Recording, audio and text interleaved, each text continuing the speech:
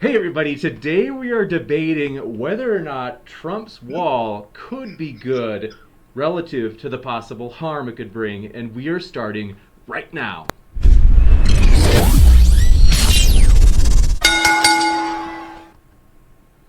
Ladies and gentlemen, stoked to have you here for this interesting debate on whether or not Trump's wall would be good for America. This is going to be a very interesting debate. It's something out of the ordinary. Nobody can deny that. In fact, you know what? I'm thrilled to have so many people here, and I mean, we already got a dislike before we even started. Some people you just can't please. Was that you, Tom? So, always trolling me, but I'm thrilled to have everybody here. Want to let you know that the speakers, we really appreciate them being here. Tom is linked down in the description. He has a rapidly growing YouTube channel. He has been debating people from all walks of life at high levels, like people with their PhD in cosmology, all sorts of different fields. So that's very exciting. You can check out his link below. And Logan Morton, you saw him debate last week on whether or not Jordan Peterson has brought about more good than harm. And that was against Jake from Hugo and Jake. So that was an interesting one. And so this is, you could say, a similar type of debate, namely whether or not the wall would do more good or more harm. So with that, we don't want to waste any time. There are going to be 10-minute opening statements from each speaker, followed by open discussion for about 45 minutes, and then we're going to move to quick closing statements, followed by question and answer. So if you have a question, feel free to put at Modern Day Debate in the comment section, and just let us know who the question is for, and then we will jot that down, add it to the question list, and I will be excited to read those during the Q&A. So, thanks for being here. If this is your first time here, consider hitting that subscribe button, as we are excited to have people here from all walks of life. We want to have as much ideological diversity as possible. This is the last thing we want here is an echo chamber. We want people to feel welcome, whether they're Christian, atheist, conservative, liberal, and all the strange creatures in between. So with that, given that Logan is taking the affirmative, Logan-M is going to start. And Logan, I have got the clock set for 10 minutes, which I will start officially on your first word. Thanks for being here, gentlemen. Thanks, James. You bet. So I like this topic because it's a fairly simple topic. I mean, it really boils down to only two questions, which should we have borders or walls a cost-effective way to enforce border laws? There's no moral difference between a wall and border patrol. I mean, you see Nancy Pelosi say a wall is an immorality. I mean, a lot of people on the left are sort of opposing the wall as some sort of proxy for anti-racism. But if we can have men with guns defending the border, there's really no reason we shouldn't have a wall. Moral philosopher even wrote an article titled, "There's no moral difference between a wall and a visa." So we're keeping people out one way or the other. So the question here is, do walls work? Is a wall cost effective? So now let's tackle whether or not walls work. In 2006, 80 senators voted for the Secure Fence Act. And composition of the Senate in 2006, there were not 80 Republicans. This is something that used to have wide bipartisan support. They passed this act. It was supposed to build 700 miles of double-layer fencing. Of course, never actually got built. But we have some instances in which we can actually look at data and see how well fencing has worked.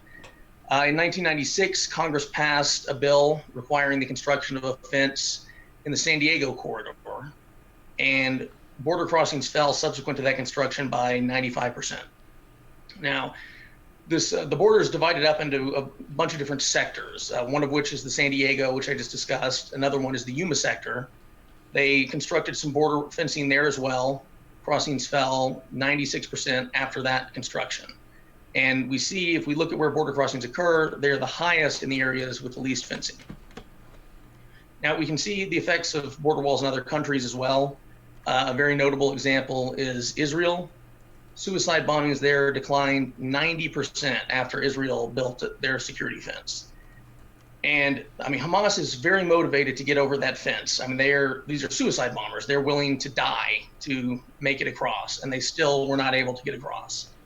So, I mean, I don't think anyone really ever said walls didn't work before Trump proposed a wall. I mean, they've been around for thousands upon thousands of years. Ladders have been around during that time as well, but people still found walls useful. I'm not sure whether the wall preceded the ladder, but walls certainly didn't fall out of fashion after ladders were invented.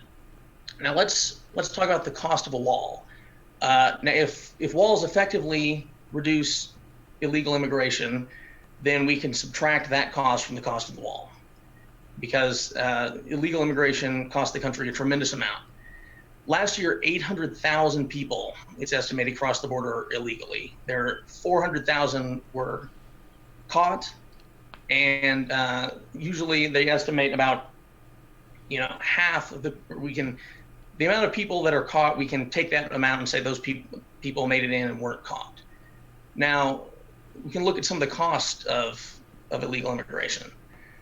The Census Bureau came out with numbers in 2014 and found 63% of non-citizen households receive some form of welfare.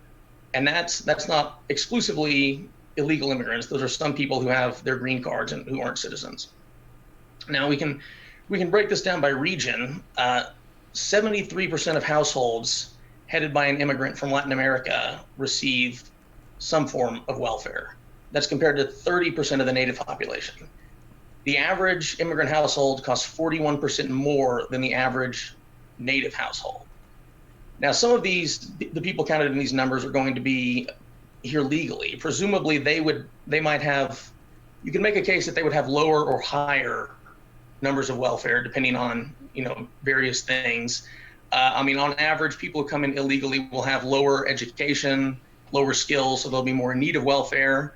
But not all of them can access welfare, although a very significant number do. Now, we can look at some other data on the total cost. Welfare is not the only cost from illegal immigration. The National Academy of Sciences, Engineering, and Medicine, which people say NAS for short, found that all immigration is a net fiscal drain. I mean, that includes legal immigration. And a lot of legal immigrants have some qualification to be here. We vetted them, said, okay, you don't have a criminal record, there's some possibility you can get a job. And even, including legal immigration, it's a net fiscal drain. Now, one estimate has said every deported illegal immigrant household, or you could look at it, every household preventing from entering, would save taxpayers $700,000. And you can see other estimates vary, but I haven't seen anyone who said that immigration is a net fiscal gain, much less illegal immigration. Federation for American Immigration Reform estimated that illegal immigration cost the country $116 billion. And they were assuming the number of immigrants was 12.5 million illegal aliens. Now, Yale recently did a study and found that the actual number is closer to 22 million. So if you take that 116 billion number and multiply it to get to that 22 million, then we're talking $204 billion is how much it costs. That looks at crime, education, healthcare expenses. And the Center for Immigration Studies looked at this NAS data, and they found that if a wall stopped only 160,000 immigrants, the reduced fiscal cost would pay for a $12 billion wall. So the amount of money the wall would reduce in net fiscal burden would more than cover the wall. And this doesn't even factor in the cost of remittances. Pew Research estimates 150 billion in remittances are sent out yearly. Now, I mean, we don't know how much of that is from legal or illegal immigration, but we can guess there's a substantial number. And we need to look at non-monetary costs of immigration, one of which is crime. The Government Accountability Office in 2011 found that there were 25,000 illegal immigrants in prison for homicide. And illegal immigrants between 2003 and 2009 committed 70,000 sex crimes, 213,000 assaults. 21% of federal inmates in prison for non-immigration related offenses right now are non-citizens. Now you can find some people trying to say, oh, we did some study, immigrants have, lower crime than the native population. A lot of those have some sort of, methodological issues, but let's assume they're correct, that the number is actually lower than the native population. Well, one, the number of criminals we should be importing should be zero. I mean, there's nothing we can do about criminals here, but we can certainly keep people, coming in and committing murders. There aren't that many murders when you consider how many people there are, isn't a very good argument for letting murderers in. Now, another part is the U.S. has an abnormally high crime rate, and that's mostly because the black crime rate is extraordinarily high. I mean, people can debate, why that is, but no one disputes that's the case. So if you factor out the black crime rate, immigrants do certainly have a higher crime rate than the native population. It is, incarceration rate excluding the black crime rate is 18 per 1,000. That's the native-born population. And that compares to 23 per 1,000 for Hispanic immigrants. And now you might think, oh, that's not a hugely significant difference. Well, the thing is, Hispanic immigrants, their children actually commit higher rates of crime, and that gets counted into the native population rate. So the U.S.-born Hispanics commit 38, or incarcerated at a rate of 38 per 1,000. So U.S.-born Hispanics are incarcerated at a rate 50% higher than their parents and double that of native citizens, or excuse me, of native whites. Now, these are obviously very significant costs. 40 seconds left. I think. Okay, so given that the offense is shown to be effective, and offense could pay for itself, I would endorse Trump's stance on the wall, which was a Democrat stance on the wall for many years until Trump made that his signature issue. And I'll yield the remainder of my time.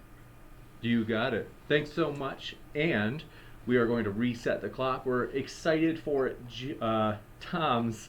I got Jim on my mind. We are excited for Tom's opening statement as well. As I just want to say again, thanks for both of you being here. And the clock is set. I will start on your first word, Tom. All right, so the question we have tonight is Trump's wall more harm than good? Trump proposes a 1,000-mile wall, and for the full 1,000 miles with a 30-foot wall with a 10-foot tunnel barrier would be estimated cost of $31.2 billion or $31.2 million per mile, according to the best estimate from Massachusetts Institute of Technology engineers. Two other estimates place the construction cost about $25 billion range, and an internal Department of Homeland Security report from February 2017 concluded the project would cost around $21.6 billion. All of these solely construction costs, they don't include the cost of maintenance. The Congressional Budget Office estimates that the cost of the maintenance will exceed the cost of construction within 7 years. So that's a minimum of $40 billion up front just from looking at the costs.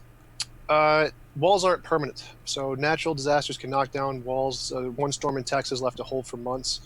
The fences and walls erode over time because of the rivers and breaches, like it happened in San Diego, and they can be penetrated from immigrants.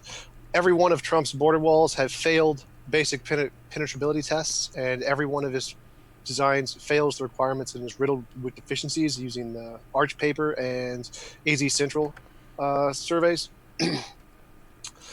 And that doesn't even include the fact that most of the land that covers the border is privately owned by Indian tribes and private individuals. And in order to seize that property, you'd have to use eminent domain, which would then result in legal battles that would last dozens of years in court and cost us billions more. So we're looking at approximately $60 billion to build the wall, Trump's wall at least. So how much would it save? The average illegal immigrant household cost taxpayers about $14,000 per year. It's made up of an average of 3 people, which is $4,600 per person. That So if we take the 60 billion it cost us to build the wall and divide it by the 46,000 per person over 7 years, that means you would have to stop about 2 million illegal immigrants to pay for the cost of the wall. In 2018, there were 400,000 illegal immigrants that were estimated to cross the border. And a 2017 Homeland Security report of the department found that between 55 and 85% of immigrants crossing the border illegally were apprehended and interdicted in 2016. That means a minimum of 55% were stopped. On average, the estimate is about 70%, not 50%, to correct my opponent. So if the border wall was 100% effective and stops all immigrants that are not already stopped by Border Patrol, that would be about 30% of 400,000, which is 120,000 per year. Multiply that by the 7 years that I'm using to calculate here. That gives you 840,000 individuals stopped, which is half of what is required to actually recoup the cost of the wall.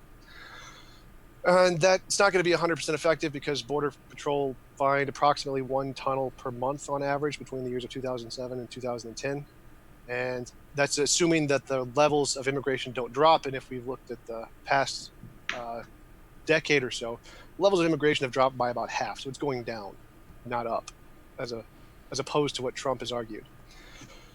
So not to mention the estimated costs of the undocumented immigrants believed working in fake. Most undocumented immigrants are working under fake Social Security numbers, which means they are paying taxes into Social Security. Undocumented immigrants also pay taxes in other ways, such as sales tax and property tax through rent. The Institute of Taxation and Economic Policy estimates that the local governments take in about $11.7 billion a year from undocumented immigration paying taxes. So being extremely generous with the data, Trump's wall will cost taxpayers twice as much as doing absolutely nothing. It's a complete gigantic waste of money that it's going to accomplish nothing. And there are other ways to solve the problems. For example, we can just simply limit Medicaid and education and not provide those services to illegal immigrants, which would be significantly more effective than building a gigantic wall that won't do anything and break down. We'll have to maintain it forever.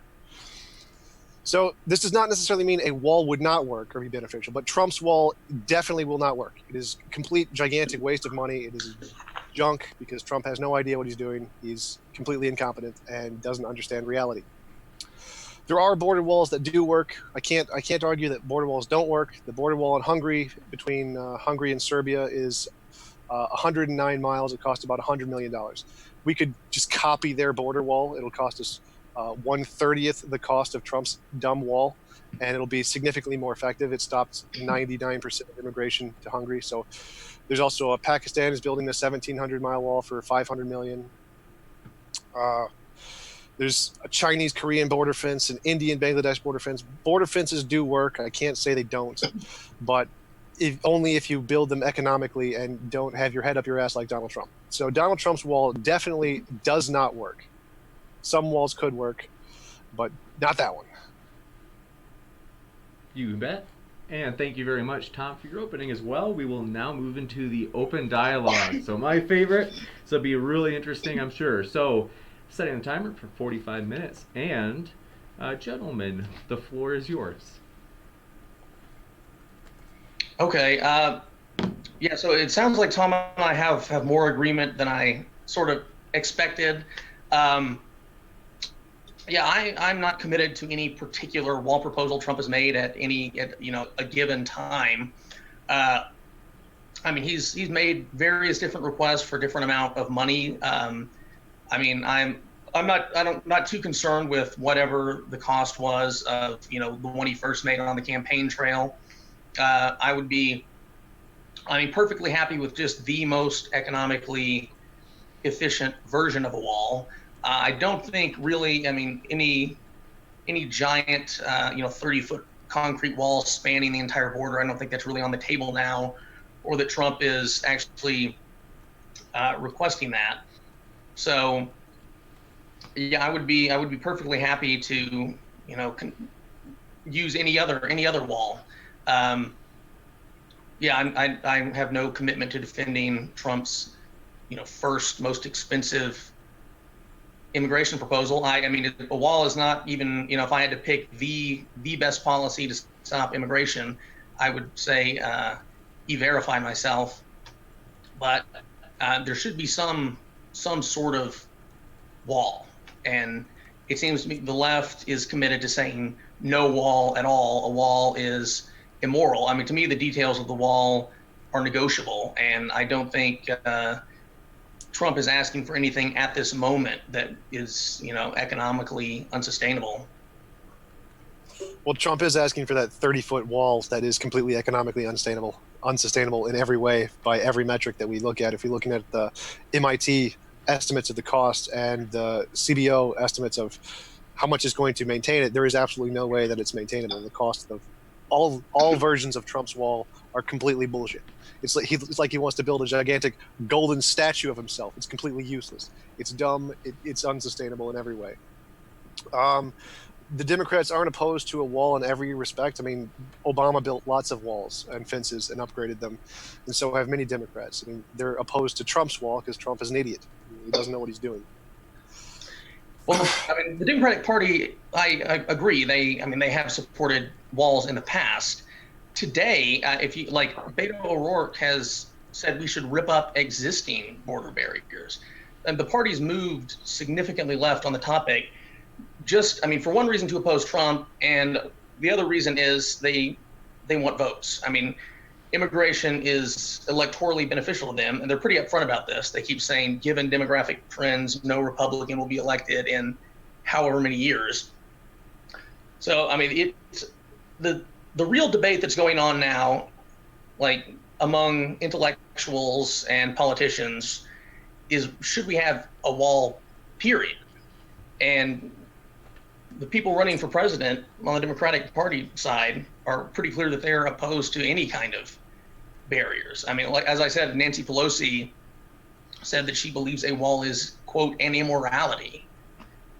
So I'm not sure what you're talking about, because the intellectual debate here, most intellectuals agree that a wall would be beneficial.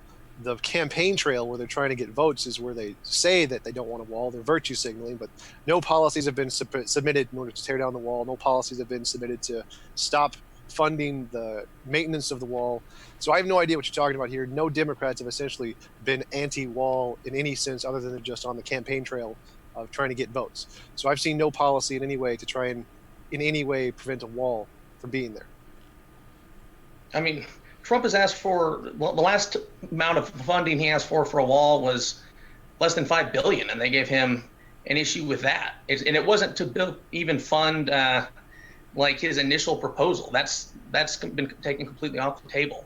Like Trump hasn't in any time recently said that he wants funds to build a 30-foot wall. He's backed down on the issue significantly. He's not even using the term wall all the time. I mean, he's capitulated quite a bit on it, and he's saying, like he wants physical barriers. But like among, maybe policy wonks who work at respectable institutions, I'm not sure how many of them are saying walls don't work. But the rhetoric on the left, if you were to turn on MSNBC or something, the contention is that a wall is just racist. And you have these little flippant remarks about how, if you build a 20-foot wall, the $21, ladder sales will be great. But I mean, that's the news. The news is not a reliable source of information. If you're actually looking for what the policy and the intellectual debate is, you have to go a little deeper than what the news says. But yes, Trump has not backed down at all on his ridiculous 30-foot plan. That's exactly what he wants. He's still saying the same thing. He just changed his terminology a bit to try and accommodate the demographics. But no, he still wants exactly the same wall, which is why he submitted the $5 billion request. You don't need $5 billion. The Hungary border wall cost $100 million, and it was 100 miles long. You could do it with 1/5 of that. The entire thing, the entire 2,000 miles. You don't need $5 billion. It's a ridiculous sum of money. The only reason you would need that if you're going to do some nonsense that accomplishes nothing, and that doesn't even include the legal fees, because since like 70% of the border is privately owned. There's absolutely no way to seize that land without going through billions of dollars in tax money through legal fees. I mean, that alone is going to completely make it financially unfeasible to try and build this wall. Okay, so let's just agree. So we're agreed, just for the audience. I think most of the audience tuned in expecting to have a disagreement about a wall, not just numerical figures. Is there something more interesting for the audience that we could debate rather than like how many dollars we should spend on the wall? I don't think that'll take up a full 45 minutes. Well, I'm showing Trump's wall doesn't work. That was the idea. Trump's wall is going to cause more harm than good. Trump's wall definitely will. Do walls work? Of course walls work. No one is saying walls don't work. That's just a meme. It's nothing to do with reality at all. I mean, we can just look at the border walls in every other country in the world, like the one in Hungary, which has stopped 99% of illegal immigration within a matter of months after it was built. So yes, walls work. Everyone knows walls work. Yeah, well, I mean, I'm happy to hear you say that. I mean, that speaks to the primary point I wanted to get across. I would disagree that now it might be that no one respectable thinks walls don't work, and that people who are saying they don't are cynical and dishonest. But as far as far left base says that, or they contend either that they just don't work or walls are immoral. So there is a legitimate debate going on now about whether or not walls work. That's why people on the right keep putting out papers, outlining data that we both mentioned of walls working in other countries. As to the exact, numerical amount, Trump is not. There might be some disagreement about what constitutes Trump's wall. If Trump's wall is, something he flouted early on the campaign trail that's economically infeasible, if that's what counts as Trump's wall, what I'm counting as Trump's wall is just his current proposal, or, the thing he's currently advocating for, which is just strategic fencing here or there. I mean, I haven't heard him, say, I want a 30-foot wall in a very long time. That was just something he was speculating about. As to now, like how the debate should go now,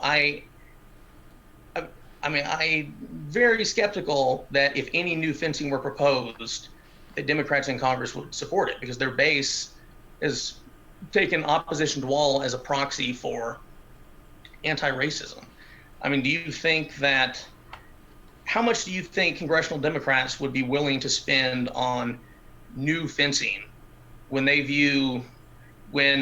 rhetorically, if you listen to how they talk about it, they're always downplaying the cost of illegal immigration and speaking about it in purely humanitarian terms. I mean, from a rhetorical point of view, there's not a whole lot of distinction between what they're saying and arguments that are just stand in opposition to borders generally. I mean, what do you think Nancy Pelosi, who literally said the words, a wall is an immorality, would be willing to spend on a wall prior to the 2020 election?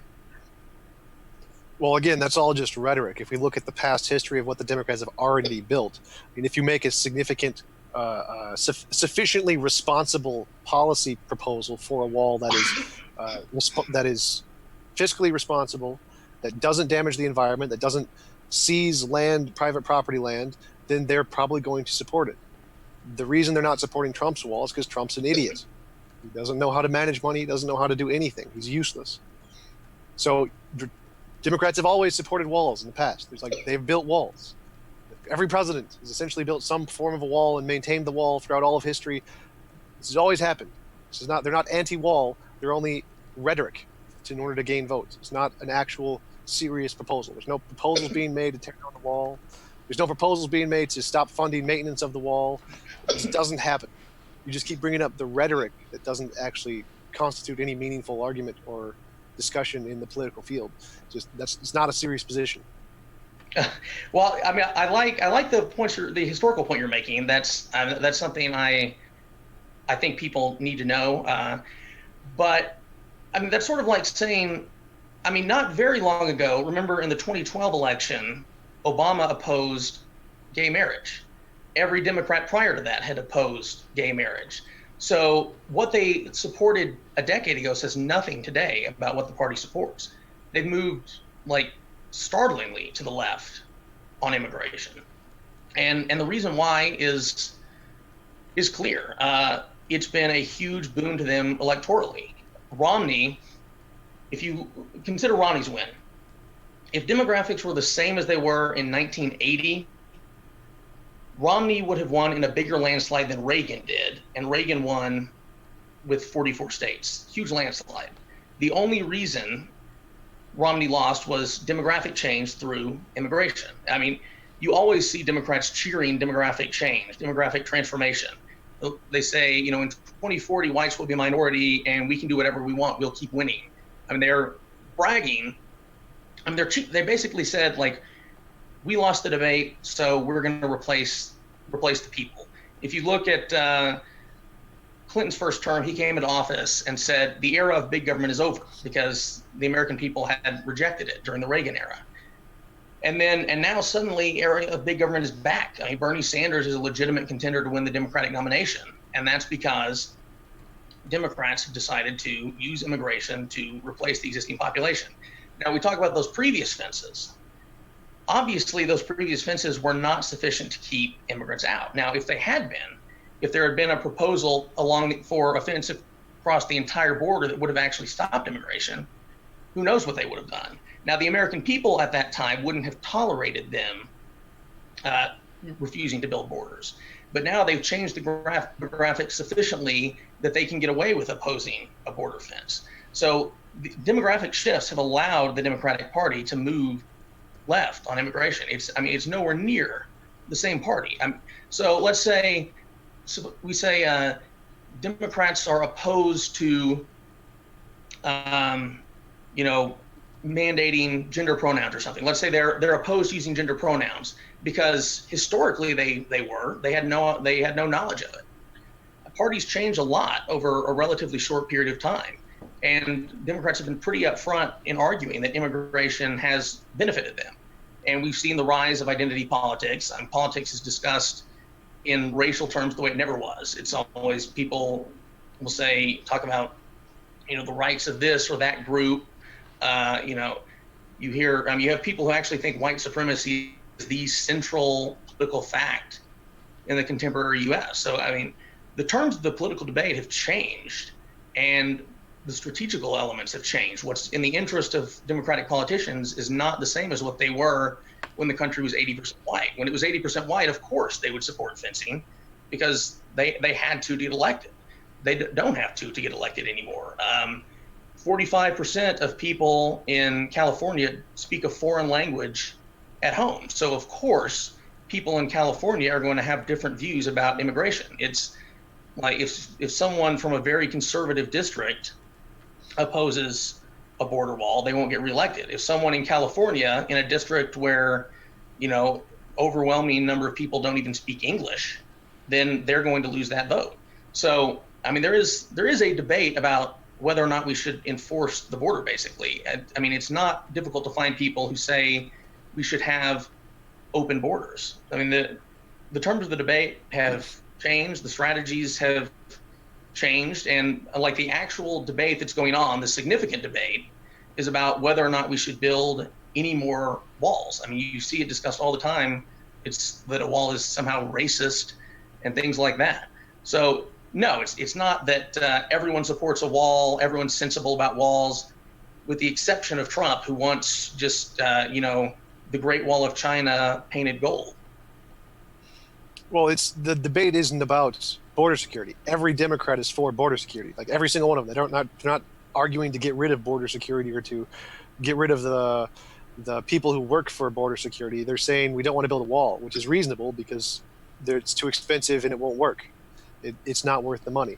It's not because walls are evil. That's just rhetoric. The reason is because it's a waste of money. It's just fiscally unresponsible. You're going to have to seize 70% of the land, which is privately owned, which is going to lead to legal lawsuits. There's no way to financially justify building a wall of any kind. It's not possible. Now, of course, that's boring to hear. No one is going to listen to this on the news, so that's not what they're going to say when the cameras are rolling.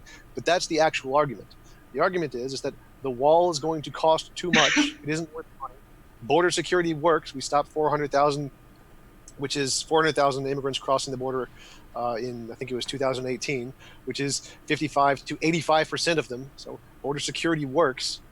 And so if we're just going to add a wall to stop that extra 120,000, if it was 100% effective, it's not worth the money. That's the argument. Walls are evil is not the argument. Every single one of the Democrats is for border security. They're not saying eliminate border security and make just open borders. No one is saying that, except maybe AOC. Right. I mean, the ones who are informing public debate. Now, you might say, now, if you want to say no respectable people oppose a wall, I mean, that's fine. I'm more or less on board with that. But well, no. They all oppose the wall. I oppose the wall. The wall can't work. It's too much money. It's completely waste. They don't oppose border earlier you security. said you would be fine with a wall like Hungary's. Are you retracting that statement? If it was financially feasible, that's totally fine, but it's not, because most of the land is privately owned. You have to seize it by force, which is going to lead to legal battles, which is going to make it not feasible. There is no financial way to fund a wall across the U.S. border that'll make it work and not just cost taxpayers exorbitant amounts of money, just like what you said, painting the Great Wall of China gold. It's essentially what it is. It's just a gigantic waste of money. It'll cost us less to do nothing. Well, I mean, it'll cost us less in construction costs. But again, I mean, estimates are up to, 200 billion or for how much illegal immigration costs. And this isn't looking at the welfare use of their descendants. And again, the cost of illegal immigration is going to go up. Previously, it's been primarily from Mexico, which again is a country with low levels of education, low levels of skill. Now it's coming primarily from Central America, which is even lower levels of education, lower levels of skill. We're on the cusp of a revolution in automation, so there will be even fewer jobs and more welfare will be required. But you can look, we have to look at intergenerational cost as well. Even second and third generation Hispanic immigrants are significantly poorer and have higher rates of welfare use than descendants of native citizens.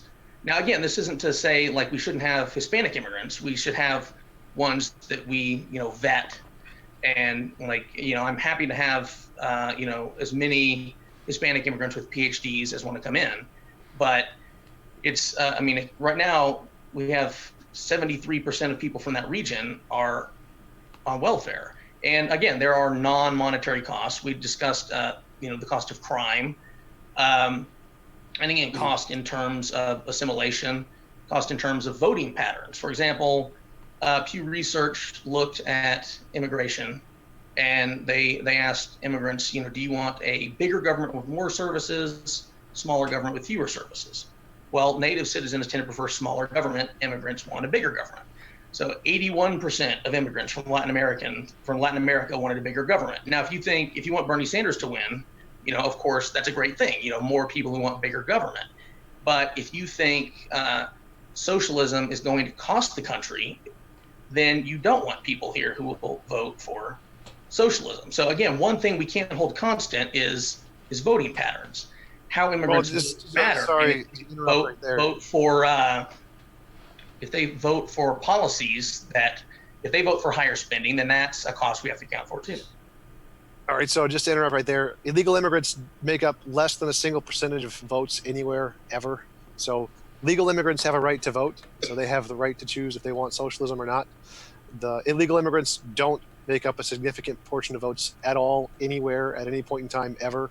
So that's not really an argument that it does anything to help your case. No, it is, because their children vote, and they transmit their values to their children. Democrats want to allow them to vote. I mean, they are constantly proposing amnesty bills. Do you think they're going to stop proposing amnesty bills? At a certain point, it'll become more probable that they pass an amnesty. I mean, we have, you mentioned immigration was decreasing. That's not the case. If you look at some long period of time, it decreased, and now it's increasing again with all these false asylum claims. Yes, they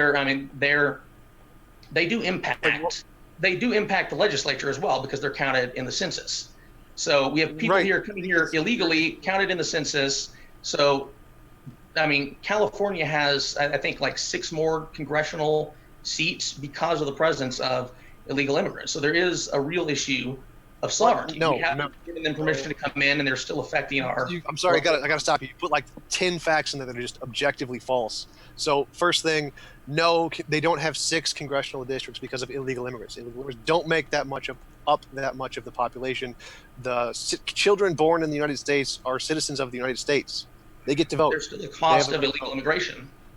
Their Their presence American here is determined by illegal They're immigration. American citizens. If you want to argue they're not American citizens, you got to take away the birther rights. That's a different question. That's a different debate. They're American I'm not citizens. arguing They have a to right take to away their citizenship. I'm saying their presence here is a result of illegal immigration, so it factors into the illegal immigration discussion. They're legal citizens. They have a right to vote. So that doesn't help your case. If you want to take away their freedom, that's a different debate. But I'm you're just saying American saying- citizens are voting. Yeah, Yeah. They are here based on an immigration policy that we are not required to have. So that is a cost of illegal immigration. I don't know what's confusing about that. No, there's no cost there. They're American citizens. They get to do that. There's no cost. Yeah, they're fine. I'm not saying they don't have a right to vote. I don't think this could be more clear. If somebody comes here, we decide who comes here and who doesn't.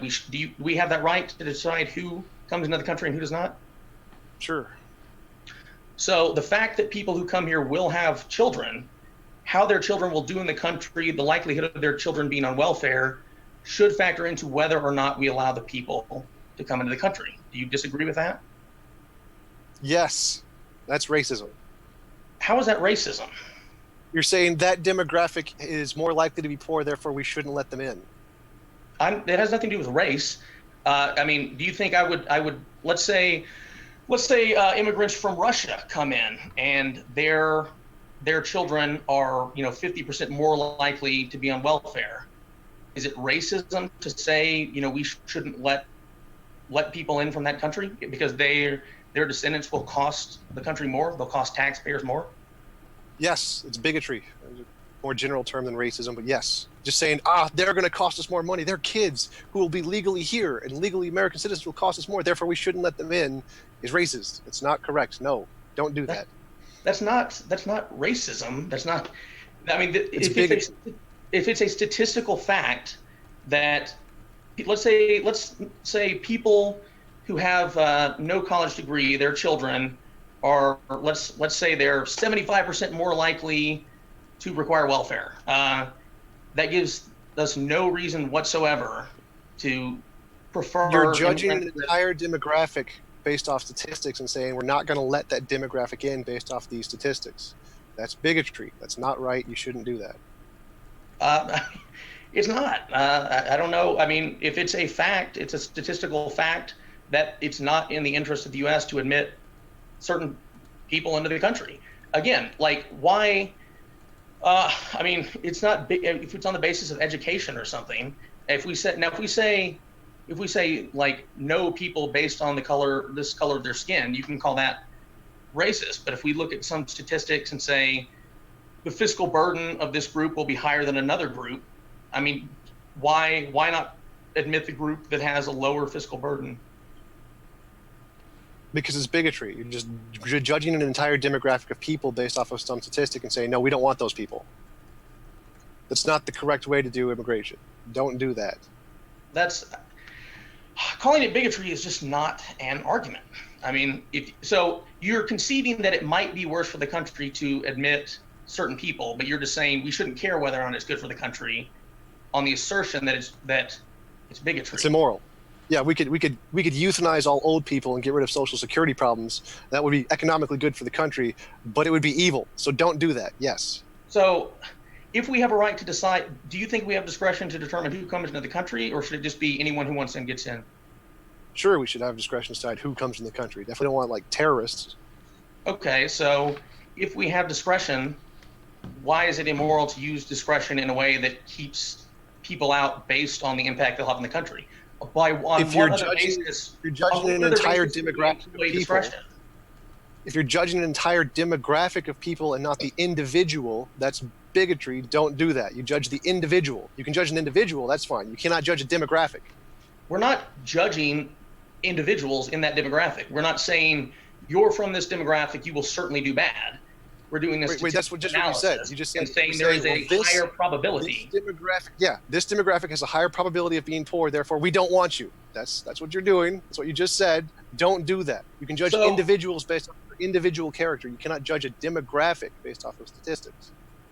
So, I mean, do you think we should not give any preference to certain educational attainment? Let's say you have individual attainment. Yes, demographics. Okay, no. That's what I'm saying. That is a demographic category, individual attainment. I'm not saying no. Education applies to the individual. If you individually went to school and you individually have a degree and some level of education, that's a reason to accept you into the country. We should not reject you into the country because of your place of origin has a higher probability of being poor. That's bigotry. Do you see the difference there? Again, it's not bigotry to make probabilistic. I mean, if I say there's a 100% chance, now if somebody comes up to me and I say, you're from this country, there's a 100%, like I know you're poor, that would be bigotry. We're talking about setting policies. We're talking, I mean, if you think immigration should be run for the benefit of the United States, then yeah, we should take account of people's probability of success using various metrics. Now, of course, education can like no one's saying that somebody with a PhD from a region that is likely to, I mean, I'm talking about individuals where we don't have, certain educational metrics. Now, people with a PhD from whatever region can come. I'm not saying we should exclude everyone from any particular region, but I am saying that we should exclude people from certain categories, if you don't like the term demographics. No, I'm certainly not saying, that highly educated people from certain countries shouldn't be allowed to come, but we are allowed to use inductive reasoning and determine, I mean, if someone has, no degree from a certain country, it's perfectly permissible to exclude that person. But no, it was never my intent to say, like, we should say some people from some country can never come, but certain groups of people, we can group them by educational attainment or what have you. I mean, we shouldn't let people of those groups in. I mean, it's not beneficial to the United States. And again, if the U.S. has discretion to determine immigration, it should be discretion on the basis of what's beneficial to the United States. I mean, on what other basis would we have that? Individual basis. You judge each individual based off their individual attainment, and you don't profile, because that's called profiling and it's illegal. You don't profile a demographic based off of their demographics probabilities of being in poverty. That's racial profiling or demographic profiling, whichever you want. That's illegal. You can't do that. You have to judge each individual by their individual merits and their individual achievement. Are you fine with educational profiling? Would you be fine? That's the individual. That's the individual's work. The individual you can judge based off of their personal work, but you can't judge them based off of the demographic that they belong to. Now, my assumption here is that now, if you want to say only let in people with this degree or whatever, that would be fine by me. My assumption is we're not doing that. So if we are going to let in people with who only have a high school diploma, and if people, from somewhere with a high school diploma, on average, 90% of them get out of poverty, then I don't see anything wrong with preferencing that group. But would not be my ideal scenario anyway. I mean, my ideal would be we do it, education based or job skill based. But again, I'm discussing like the cost of illegal immigration, right? So we can look at the cost, what their children are doing, because they're by definition coming here illegally. We're not setting the policy. So if the children of illegal immigrants we haven't set any policy in place, like we weren't able to look at their education. So we are allowed to look at illegal immigrants and say, here's how well their children are doing. I don't see the problem with that. That's consistent with looking at them on an individual basis. We don't have the data because we're not deciding who comes in. So if we have a bunch of people coming in, are you following that? You look confused. No. So illegal immigrants come in and they have kids. The kids are essentially legal immigrants. They are legal citizens of the United States. And we do know what education they have because they go to public schools, which is where most of the money most taxpayer money that is spent on illegal immigrants is spent in education. So we do know what education they have because they go to public schools in America as American citizens, because they're American citizens. But prior to their arrival, how they're likely to do is a consideration. So let's say if illegal immigrants, if the children of illegal immigrants are causing problems, we should count that cost in whether or not we should construct a fence or do whatever kind of border policy, right? So, how is that different from saying black children have problems, therefore we should just deport black people? I'm not arguing about deportation. I'm arguing about whether or not we should let in people who are likely to have problems. Citizens, you're not entitled to come to the U.S. Citizens here are entitled to stay regardless of how well they're doing. I mean, you can... Right. I'm with you on that point. I agree with you that illegal immigration is illegal and we shouldn't have illegal immigration. Okay, but you're judging all of the children of illegal immigrants and saying this demographic has a higher probability of doing worse. Therefore, we are going to judge them and say we don't want them. No, I'm just changing it from... Is that not what you're saying? I'm not saying we... Okay, I mean, start from the beginning. Let's... how the children of illegal immigrants do is a product of illegal immigration, right? I mean, do you... if the child of an illegal immigrant commits a crime, that crime would not have been committed had the illegal immigrant not come into the country. Right. So that's a reason not to let the illegal immigrant into the country. That's not a reason to get rid of their citizens. Oh, right. Although illegal birthright citizenship is perfectly contestable on legal grounds. Right. So illegal immigration is illegal. So it is illegal. We shouldn't have illegal immigration.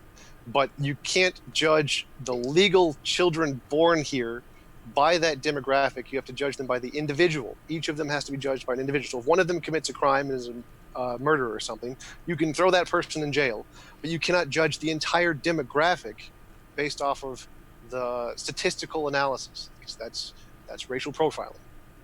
It's not about judging them. It's about whether or not we count it as a cost of illegal immigration.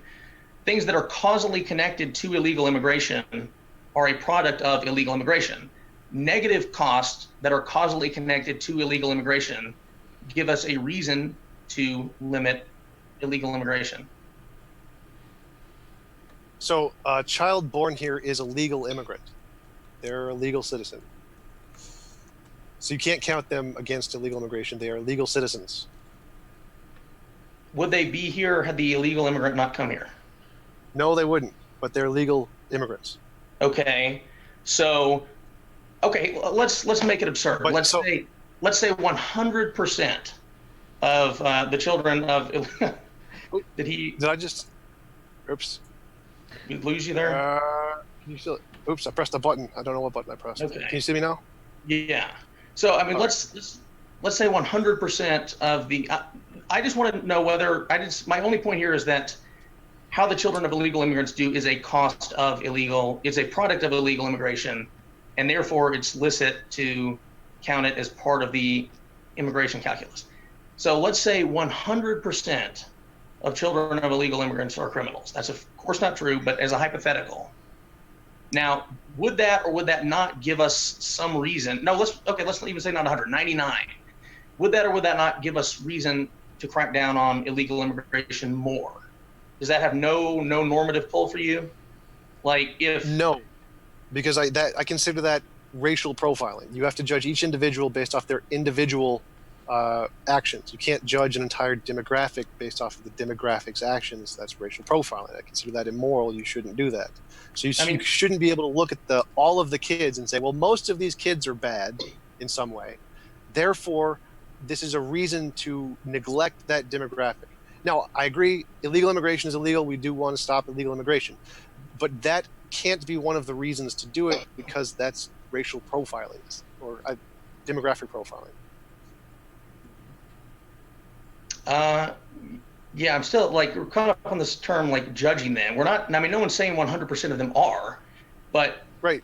I mean, if their parents don't have a right to be here at all, right? Let's say illegal immigrants have no right to be here. Let's say we can spend $1 million or $500,000, right, on immigration. I mean, those numbers are too low, but let's say there's a debate on that, and we're weighing the cost of illegal immigration. How bad is illegal immigration for society? Now, what the children of illegal immigrants do is a cost of that illegal immigration, right? Now, it's not about judging them. No one's saying 100% of them are, but that gives us, like, if a negative cost flows from illegal immigration, that gives us a reason to limit the immigration. It's no one's judging all of them or saying there's a 100% chance their children will be, and again, we're judging non-existent people yet, right? Because there's birthright citizenship. So there's not, if we say their kids are more likely to commit crimes, we're not even judging existing kids because they haven't had them yet. So we're just saying, like, immigration will have a cost based on, it's not a matter of I'm not judging. challenging your logic here. I'm not challenging your logic here, but I'm not sure you understand the distinction between judging a demographic versus judging an individual. You can't judge a demographic based off the demographic statistics ever. You can't apply those in that way. That's not right. You have to judge each individual by the individual's actions. But what you seem to be doing is applying the demographics probabilities of having a negative outcome to giving us a reason to judge that demographic in some way. That isn't right. Now, I agree that your logic is not incorrect here. You can do that. It is inductively valid. It's just immoral to judge a demographic based off of the probabilities of the demographic. So you're saying you're willing to accept certain potentially very harmful costs to the U.S. just on the basis that to avoid those costs would be bigotry. Yes, that is correct. It would be immoral to judge them purely based off of their demographic. Like, it'd be immoral to say black people commit more crimes, therefore we should essentially, like, limit their rights or judge all black people based off of that demographic. We have to judge each individual based off their individual actions. We can't judge a demographic based off of the demographic's actions. I mean, I'd contest the analogy there because you're limiting the rights black people have as U.S. citizens. We're not limiting anyone's rights here. Right. I'm not arguing that here. I'm just trying to make the analogy.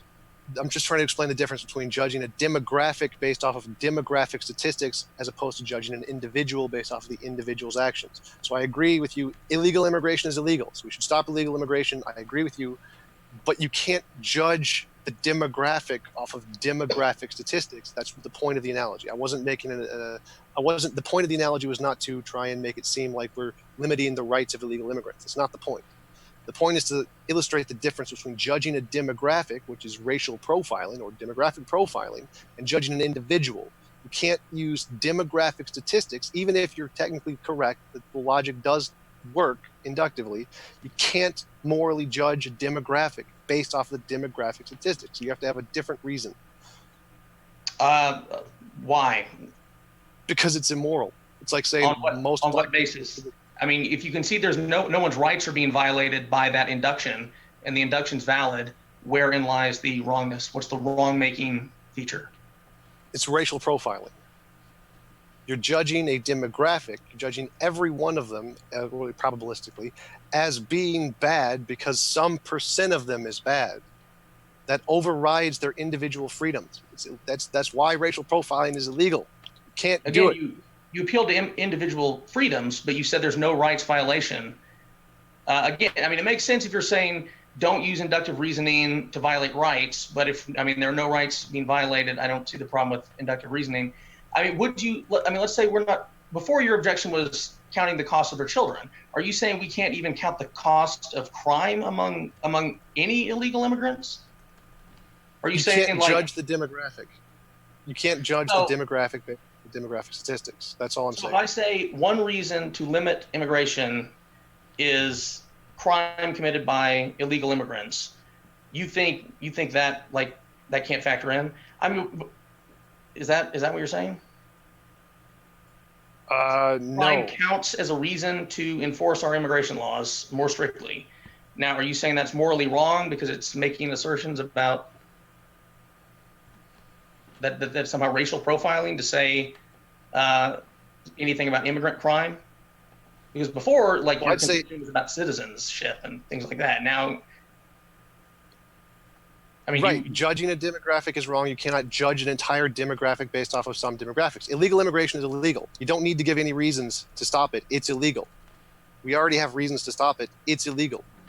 okay, but I mean, if the crime is high enough, we have reason to spend more money than we otherwise would. So do you not think, like, Right. do you think crime can't be given as a reason to enforce it, to divert more money towards it? No, sure. You can definitely do that. But you can't judge the legal born citizens in the United States because they have rights. You're saying so we shouldn't have them. see, now we're back to rights and citizenships. Before you said any profiling, any statistical kind of Profiling is bad analysis. profiling is bad even if you don't restrict rights. You don't have to restrict someone's rights for profiling to be bad. It's bad no matter what. But see, I mean, you reverted to citizenship. Now, I'm just talking about illegal immigrants. Can we discuss their crime rates, or is that immoral? Yes, go for it. It's immoral, or go for. I was asking that rhetorically. If can we discuss? Yes, you can discuss the crime rates of illegal immigrants. Really, how is that? Is that not profiling? Yes, it is profiling. But not immoral profiling. It is immoral profiling. Yes, it's immoral profiling. To say, Because you're judging all of them by saying there's the majority of these people are worse, so we should neglect or we should judge the entire group of them and say we shouldn't have them. Now, we shouldn't have them because they're illegal, but you can't judge all illegal immigrants and say, they're all criminals, or they're mostly criminals, so we don't want any of them. no one is saying that. I mean, what's being said is, we should spend X amount of money. We're spending X amount of money. It's like, but the crime rates are really bad, so we should spend Y amount of money. And do you think there's anything immoral about that claim? Given how high the crime rates are among illegal immigrants, we should spend Y amount of money. Got about a minute and a half, No. then we'll go to Q&A. So if anybody has questions, remember you can put an @moderndaydebate in the live chat. Pardon me for interrupting, fellows. And then we will add your question to the list. If you have a super chat, you can also make a comment towards one of the debaters that they can respond to, and all the super chats go automatically to the top of the list. And with that, forgive me for interrupting, gentlemen. Go back to you for this last minute and 20 seconds or so. The floor is yours. So the illegal immigrants have two groups, one that commits lots of crime and one that don't commit lots of crime. If you're judging both groups and saying that illegal immigrants commit more crime, therefore we can apply laws that apply to all of them, that's profiling. You profile that demographic. Now, it is true, it is logically correct that yes, if we stop all of them, then that does stop the portion that does commit the crimes, as well as the portion that doesn't commit the crimes. So you've judged the entire group based off the actions of some portion of the group. Factually, you are correct that yes, that will stop those the higher rate of crime in that portion of the group. But you've judged the entire group, which is not right. Now, of course, we do have reason to stop all illegal immigrants because they're illegal. We shouldn't have illegal immigration. But you can't judge the entire group based off of that particular demographic. That would be bigotry, racial profiling. Don't do that. Okay, I mean, I'm happy to accept the point that I'm accurate on the factual point, and we'll leave it to the viewers to decide whether or not applying those facts are moral or not. I mean, I haven't heard the argument before. There's usually an argument about whether or not crime rates are higher. I'm not sure. I've heard the argument that we can't employ those numbers, but I mean, I'll leave it to the viewers of the debate to decide whether or not it is immoral to apply that line of reasoning. We will jump into the closing statement. So with that, given that we started with Logan, we will have Logan give a few minutes, and then we will have TJump give a few minutes. So thank you so much, gentlemen. Okay. Yeah, I mean, we touched on quite a few numbers. I mean, I think Tom and I agree on what I would consider some of the biggest questions. I mean, usually the dividing line between, people on this issue is different. I mean, different points of disagreement. It seems to me, I mean, in general debate, I mean, if you turn on, cable news or go to various political sites, rhetorically, the debate might as well be about whether or not we should have borders, whether or not we have a right to have borders, whether or not immigration restrictions are intrinsically racist somehow, and I think that's clearly not the case. I mean, this is an issue of sovereignty. No, I mean, people on the left are often right about immigration in certain ways when it comes to white people immigrating to primarily non-white countries. I think if hundreds of thousands of white people were to try to enter Japan and start having effects on Japanese elections, I think everyone on the left would correctly condemn that and say that's some form of neo-colonialism. But again, there's a tendency to act as though only Western countries have agency. Like when they go to other countries, they're doing something wrong. They're actually affecting how these other countries work. Well, people who come here affect how our country works too. They're allowed to vote.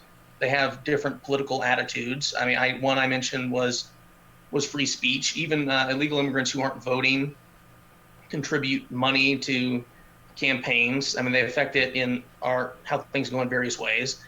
But there is a breaking point for all countries in terms of immigration, and I think we're fairly close to that in terms of legal and illegal. I mean, right now, more than 15% of the population is foreign-born, and that's probably with the inaccurate assumptions about the number of illegal immigrants. But we have 19 million U.S.-born adults speak a foreign language at home. So I think that doesn't speak well for assimilation. But again, I mean, and let's be honest about this. If immigrants, legal immigrants or illegal immigrants, if they are to get citizenship, if these were Trump supporters who would be determining elections, I don't think anyone on the left would say they have a right to be here. I mean, we wouldn't be concerned just about humanitarian consequences, even if they were poor. And again, so in some sense, I've taken the open borders argument more seriously than other people do at the purely intellectual level. I mean, I understand some arguments for it. I think it's sort of utilitarians who are bad at utilitarianism tend to be people who support open borders. Again, like having immigration as an anti-poverty project is going to be self-defeating. I mean, it would likely lead to civil war. Again, now I think Tom would jump in, like respectable people or people with policy influence wouldn't go on the record as supporting open borders. A lot of people in academia would, people who are in some sense, serious thinkers. But again, like even Bernie Sanders has said this would destroy the nation state. And again, if it sort of makes sense, for some libertarians who I would argue are bad at libertarianism, in the way that utilitarians who argue for it are bad at utilitarianism, to argue for open borders because they don't believe in a welfare state. But obviously, if we have a welfare state and we're going to continue to have a welfare state, mass immigration will crash the system. So to me, this I know this isn't exactly about Trump's wall, but I think Tom and I had some agreement on walls in general. I laid out my case for why I think some walls of whatever type would be effective in reducing illegal immigration. But again, we either have a country or we don't, and we need to control our borders if we're going to have a country. You got it. Thank you so much. Next, we will move on to TJump's closing statement. So, Tom, I will start the clock on your first word. All right, so the question was, is Trump's wall more harm than good? And I think I've shown financially there is no financially responsible way in order to put in Trump's wall or any kind of a wall, because it would just cost way more than the benefit. Illegal immigration does have a cost on our society in taxpayer money through healthcare and education, but the cost of the wall would over double that, so it would never be able to pay for itself. Especially considering, not even including the fact that most of the land on the border is privately owned, which would lead to massive legal battles, which would essentially cost even more than the predicted cost of this $60 billion to build the wall and to maintain it. So there's no financially responsible way to build a wall, and even if we did one of the more financially responsible walls, such like Hungary, the legal costs would still outweigh the benefits. We should have borders. We definitely need borders, and essentially everyone agrees, even on the Democratic side, that borders are good. We shouldn't not have borders.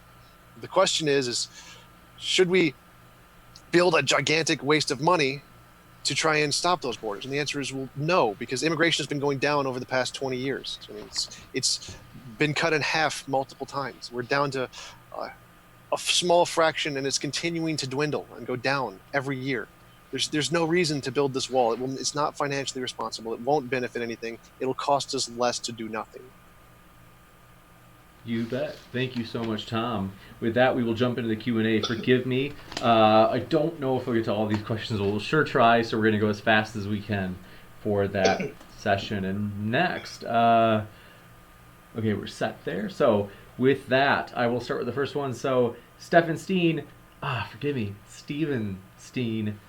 So he, thanks for your super chat. He says, one of maybe 3 things TJump and I agree on. Go get 'em. So you have a fan there, Tom.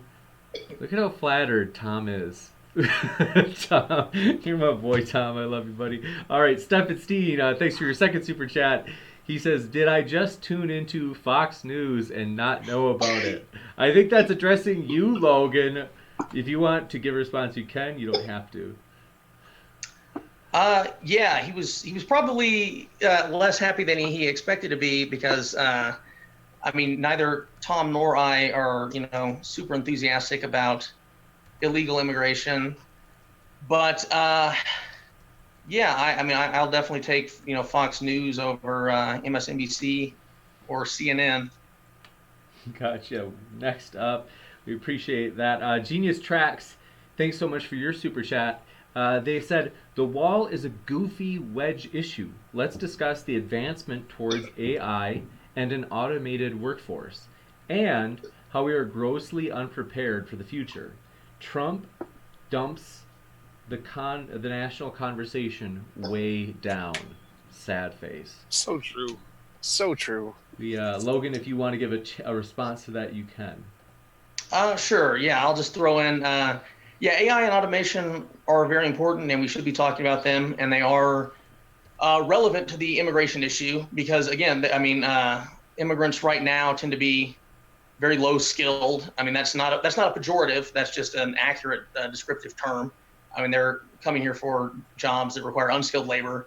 So as automation takes over, there will be much less demand for immigration. And again, AI at some point, you might see the same thing with some, white collar jobs.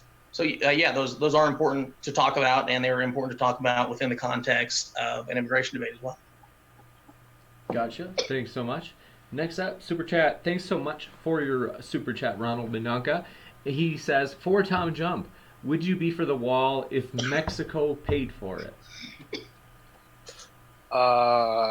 Sure. If it's free, I like it. Gotcha. Mexico's not going to like it. Next up, thanks for that super chat, Ronald Medunga. And then Richard Madsen asks, question for Logan. If tunnels and planes exist, why would more walls do something beside funnel traffic in the experienced? Right. Yeah, no wall is going to have, reduce these things to, zero.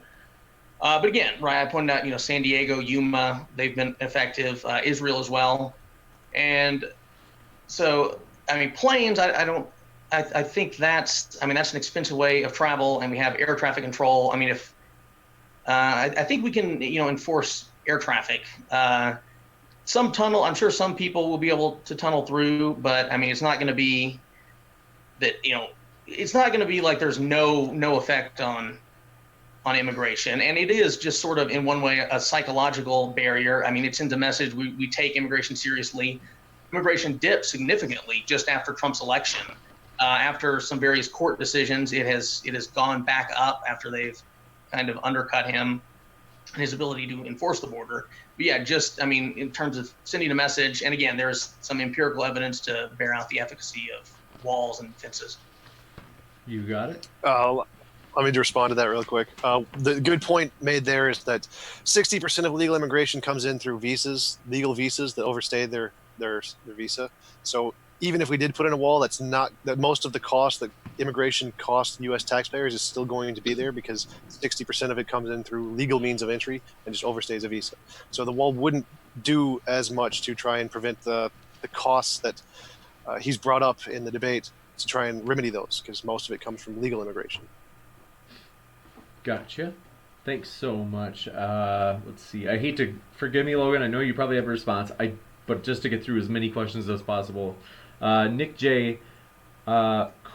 Question for Logan: would you concede that historically Great Walls are not effective means in keeping foreigners out?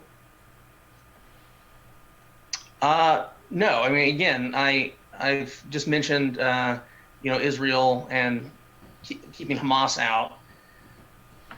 So yeah, I mean, there is evidence of walls. Again, I would say, I mean, if I set the immigration policy, I mean, a wall would not be my number one priority. I think it's a useful part of the solution. I mean, my preferred policy, my number one policy would probably be, E-Verify. But I mean, walls do work. I think that's fairly clear. Gotcha. Next up, Tyler Durden asks, question for Logan: has he heard of airplanes or boats or ladders? Who is that from? Tyler Durden. Well, Tyler Durden, the wall just got 10 feet higher. Yeah, Wall. I mean, the efficacy of walls have been shown. I don't want to beat that point to death. I mean, some people will find workarounds, but again, walls certainly show non-zero efficacy, which seems to be the implication seems to be that like a wall is just like nothing in some of these questions. Thank you very much. Next up, Nick J. Just looking at responses in the live chat. So, Nick J, thanks for your question as well. It's a question for both. What is your definition of good in the context of this debate? Is it just purely economics? What about ethical concerns? Yeah, sure. I mean, of course, there are ethical concerns. Like obviously, we want to, like if we deport people, I mean, there are limitations on how we can do that. But I mean, oftentimes in these debates, there's some sort of contention that, I mean, discussing the good of the U.S. is somehow immoral. But again, I mean, it's certainly we have to have borders, I think. And if we do have to have borders, we're allowed to enforce them. It's not unethical to enforce our borders. It's not an effective global poverty elimination machine, immigration. Again, like how people vote matters. So what makes the U.S. prosperous is the political values of its people, how they vote. So if we were to replace the population with different people, I mean, we're going to have different policies. The U.S. may no longer be worth coming to. I mean, duties within ethics are sometimes phrased in ways of perfect and imperfect duties. You might say we have an imperfect duty to let some people come here, but there has to be a certain level of discretion that we have with regard to our borders. And 22 million people here illegally, 15% of the population is foreign-born. I think we've met our obligation to the world if we had one. And at this point, we need to discuss the future of the U.S. We need to consider social harmony. At a certain level of immigration, any country will dissolve into civil conflict. I mean, human nature matters here. And people won't take mass immigration particularly well, and I think they have justifiable objections to it. Yeah, I agree that the ethical issue is a really important issue. I think that there are pragmatic limitations to how much immigration we can take in. If we take in too much, it'll make economic collapse. So he is correct about that, and there are limits we need to place on it. But I think there are we shouldn't try and judge people based on demographics. We should try and judge everyone based off their individual merits, and that's hard in the case of illegal immigration because we don't have an individual metric for all of the illegal immigrants because they're coming in as a group and we can't really measure them as we do legal immigrants on an individual basis. But we should, as much as possible, not try to judge an entire demographic based off of their demographic statistics. We try and look at them as individuals and say, how can we assess their individual merits and not the merits of the demographic? Next up, we have, forgive me, I know you guys have each got responses. Just to fly through these, Nick J asks, question for Logan. Do you think that the Great Wall of China worked when the invading foreigners just walked around it and attacked the country? Yeah, I'm not a Chinese historian, but again, we have more relevant recent statistics, and like I've mentioned those statistics. Again, even if they just slow people who climb over them, that will allow them to be apprehended. But again, we have data, we have contemporary data. I don't know if the Chinese collected stats on the Mongolians or whoever, but I'm happy to defer to the contemporary statistics on walls. I'd actually like to agree with him on this point. Walls definitely work. You can. He should have looked up the Hungarian border wall because that was essentially one of the most effective ever made, and it worked in this extremely short period of time. But there are tons and tons of border walls like that through Hungary and Poland and India and Pakistan in the Middle East. They work. They definitely work. They definitely decrease immigration. So you can't say the walls don't work. The reason they didn't work in China was because they had a funded military, which is lots of resources that they kept being fed with horses. So the Chinese wall analogy doesn't really work, unfortunately. Got you. Just had a super chat come in from Brian Stevens. Thanks so much, Brian Stevens. He says, immigration made America great. MAGA again. So in other words, MAGA, and then the last A on MAGA is for again. Make America great again. I would like to, there's kind of the heart of that is America's a nation of immigrants kind of thing. One thing I would point to that is every nation, if you go far enough back, is a nation of immigrants. Like there are no people who started there. But again, I would question people who take that line of approach. Are there any countries you think should limit immigration that aren't nations of immigrants?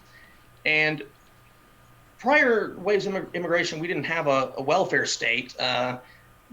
Immigrants weren't a fiscal burden, and huge numbers of people who came here and couldn't hack it went back. There were no one came here and was just a drag on the system.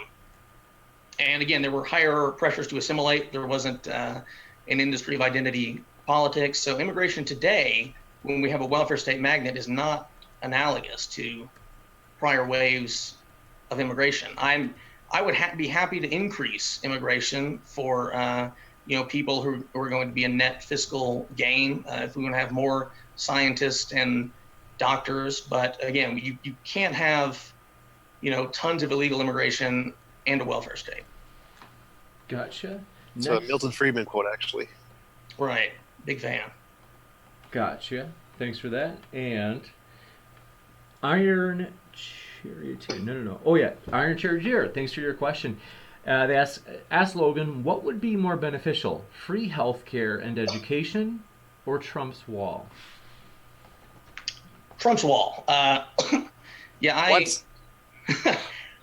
Education, I take Brian Kaplan's view, an economist who says education is not particularly beneficial in terms of economic productivity. Free healthcare, again, there are a lot of problems with that. You can look at other countries in terms of surgical wait times, cancer survival rates. Again, our immigration system, our healthcare system has a lot of problems. A lot of that is thanks to the government shifting the burden to employers. We have employer-sponsored healthcare. We wouldn't have an insurance-based system the way we do now had it not been for government intervention. So I would prefer free market approaches to healthcare. And again, I think it would be like a huge economic boondoggle to send everyone to college. I mean, the data on how much people retain from education is not inspiring. The human capital model of education is false, which is to say people who get an education are more productive. I would prefer many fewer people go to college. I myself have a master's degree in philosophy, but I was not going there to, getting the degree to increase my economic output. And so no, I would say taking care of immigration by, whatever means would be more beneficial than, spending more on healthcare, which, would cost something like 42 trillion. I mean, it's been shown to be not cost effective. California has even been unable to pass single payer. So yeah, I mean, just any kind of immigration reform, I think, would be preferable to increasing social spending generally. You got it. Thanks so much. Next up, we have another question. This is from Richard Madsen.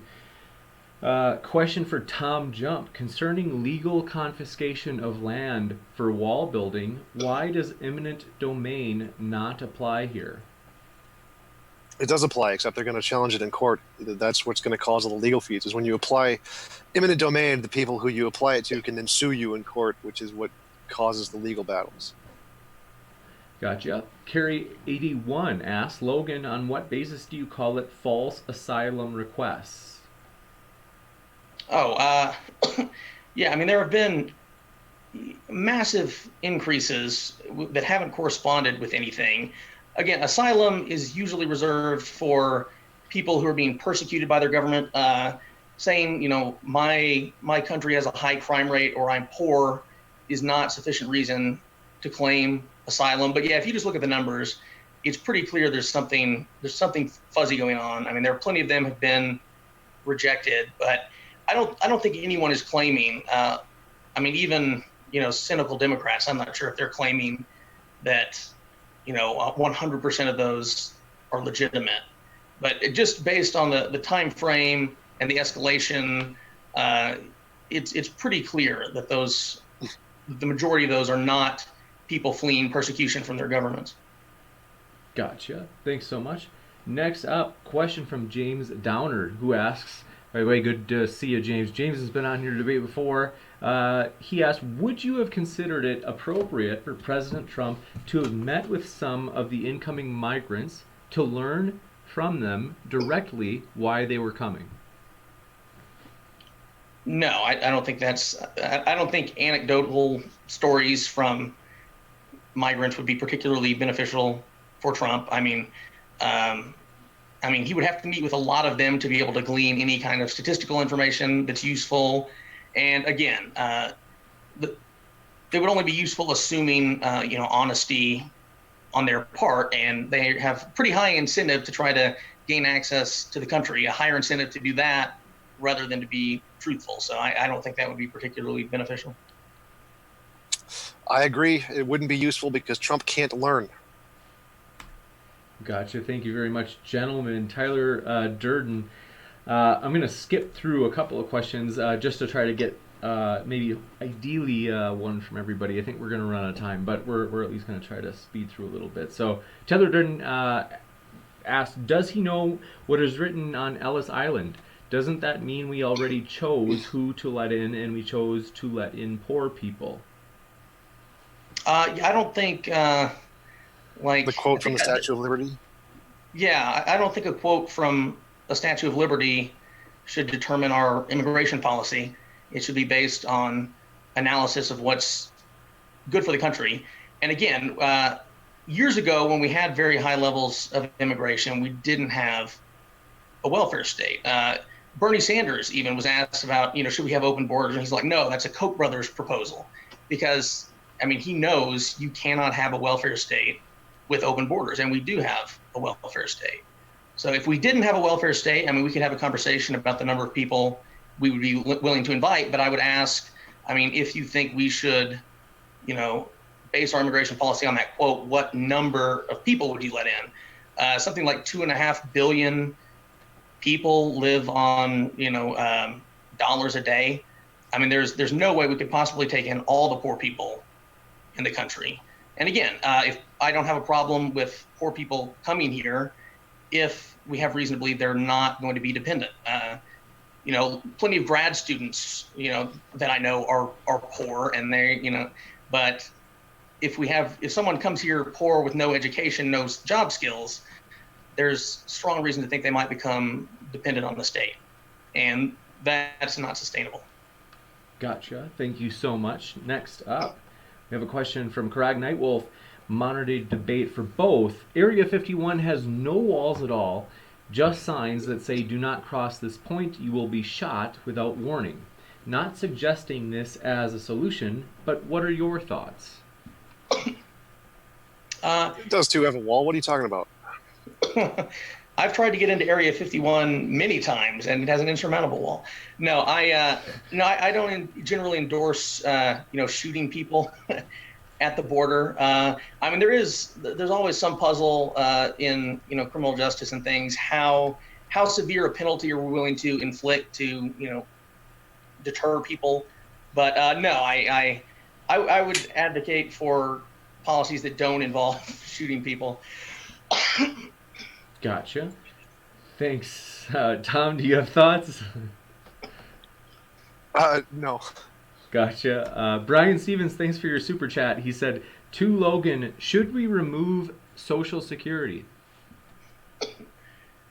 Yeah, remove is a vague term. I mean, it's going to become insolvent at some point. I mean, there are all kinds of problems with the program. A lot of people paid into it and are entitled to their, benefits, but so yeah, I'm not crazy about. I would have preferred the program never be implemented, but yeah, I'm not sure what to make of the term remove. I mean, I wouldn't advocate immediately scrapping the program. I'm not sure what the ideal policy for that would be. Gotcha. Thank you very much. Next up, Brian Stevens' question, would Logan be okay with a probabilistic model that kicks out citizens who are more likely to be less beneficial to the United States? No. Yeah, we can't kick out U.S. citizens. Again, like with the birthright citizenship debate, different lawyers disagree on whether or not the Constitution entails birthright citizenship. Richard Posner, who's the most cited judge in the country, thinks we could get rid of that with a legislative fix, but no, I mean we can't just eject citizens who are, unsavory. Gotcha. Thanks for that. Next, we have a question from Nick J. He asks, for both. Why is it that Christians overall support the wall and atheists overall do not? Because Christians are normally Republican and atheists are normally liberal. It's just political bias. That's it. Yeah, that sounds about right. I don't know what the particular stats would be, but something like that, I would guess. Gotcha. I think we're technically out of time, but if you guys are okay with it, just one more quick question. Jupiter Dropsit asks, to TJump, is criminal profiling racist or immoral? Technically, yes. Gotcha. She might have been asking criminal profiling like Criminal Minds or something. Criminal profiling? No, because you're using the statistics of what the person might be like, but you're not judging a demographic in that case. Gotcha. So with that, I want to say thanks everybody for your questions. Great questions. I'm really sorry we didn't get to all of them. As always, if somebody wants to do an after show, I'm willing to send the remaining questions for the Q&A to that whoever wants to host one if you do. Otherwise, I want to say thanks so much to our debaters for coming here. Definitely changing things up, having a political debate based on the feedback, a lot of positive feedback. I'm like, okay, maybe we will do more. I'm always unsure. A lot of times I tell people, this is probably the last one we'll do, but a lot of good feedback, people saying, hey, this is enjoyable. So with that, want to remind you, TJump has his link down in the description, and Logan does not because he is unlisted on the internet. Logan-M is a mystery. He just it's there he is in his MAGA hat. I'm off the grid. You can find me on the dark web if you know where to look. Yes. So I want to say thanks so much for each speaker just giving their time tonight. It's been really interesting. And with that, want to also quick mention we have some really other really interesting debates. By the way, Puffaluffagus, thanks for your question. They asked, why did you not limit it to one question per person instead of asking questions from the same people over and over and over and over again? This was so unfair. I'm really sorry about that, Puffaluffagus. That's actually a great idea.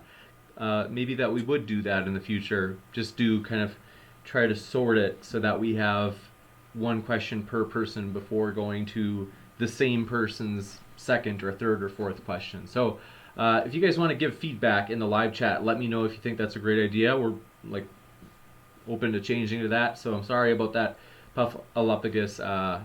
That's a good question. I've never really thought about doing that unless we get into a crunch. So in addition to this super interesting debate, you guys will not believe there's a story, a funny story that I have to tell. I think I'll wait until Wednesday to tell it. Basically, we had a person who came and he said, "Hey, I want to debate like TJump and others." No joke. He mentioned you, Tom. And I was like, have you met Tom? Are you sure? Just kidding. So he's like, I want to debate these people. And he was like, yeah, I'm a little bit younger than usual. And I was like, well, maybe. And so he is unusually young, but unusually well-read. It's going to be a really interesting debate on the resurrection this Wednesday with a brand new guest. It's going to be, I think, very interesting. So also, Godless Engineer will be debating this Saturday. So that's going to be a really exciting one as well. It's the first time we've had John on, so he's got a good sense of humor. I was telling him today on Twitter that I just love his self-effacing humor. He's a funny guy. So new people coming up, which will be exciting. And so with that, I want to say thanks again. Hope everybody has a great night. Links are in the description. Tom, I'm kind of curious because we want people to know that if there are debates going on at other channels, we want them to know where they are, because it's like, hey, we love having people to watch debates here, but we also want people to know where debates are happening elsewhere, whether it be Christian channels, atheist channels, wherever. So Tom, do you have any debates coming up in the next several months? Yeah, I got a bunch. I usually have one a week planned. I have the thing you mentioned on Wednesday, Eric Hernandez, 2 more philosophers coming in next month, and a bunch more in June. So yeah, I get one every week. Gotcha. Well, excellent. Thank you very much. So you can check those out, whether they be at Tom's or Non Sequitur Show. Tom sometimes goes on there. And then Capturing Christianity. There's a lot of great debate channels out there. So with that, thanks everybody for coming by. Keep sifting out the reasonable from the unreasonable. Have a good night.